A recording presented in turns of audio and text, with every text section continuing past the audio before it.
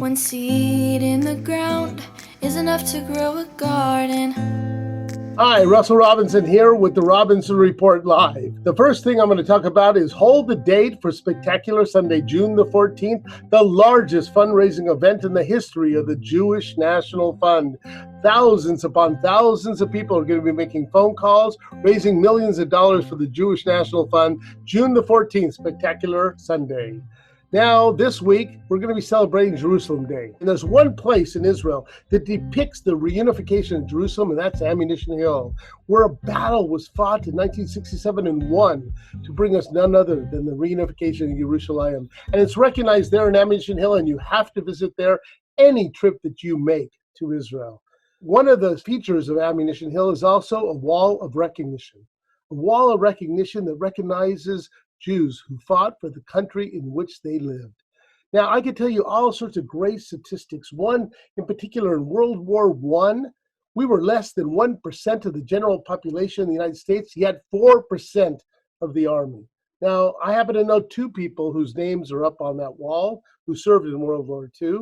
One of them was Richard Robinson, my father, who served for the Canadian Air Force, and the other was my father-in-law, Jerry Morgan, who served for the United States Air Force. We have hundreds of people who for $5,000 each have put up the names of people they know, of themselves, who fought in countries, whatever country they lived in, and defended that country. And 250,000 children a year walk by and get to see the valor and the bravery of the Jewish people. One of the names going up tomorrow is a man named Monroe Wingate.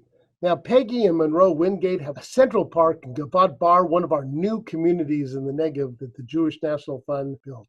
Soon, we're going to have another extension to that park in memory of Monroe's mother.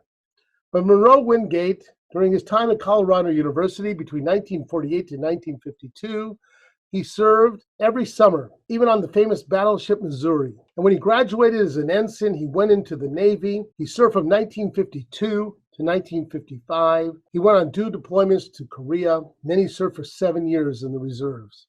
Tomorrow, Monroe Wingate, you're going to be amongst all of those names of people who came to the defense of their nation. Thank you, Monroe. One of the new projects that we're doing in Ammunition Hill as well is a pathway of valor. It's a new pathway that will go through Ammunition Hill, and it'll be a place in which we will recognize people with the shared values of valor, for democracy, for freedom, Jews and non-Jews alike. I can tell you when we're going to have that campaign, if you want that Pathway of Valor named after you for $1 million, we can do that for you as well. And that Pathway of Valor, one of the first names we're going to recognize there is Master Sergeant Rodney Edmonds. The story following the footsteps of my father, by Pastor Chris Edmonds. Monroe Wingate shared the story with me.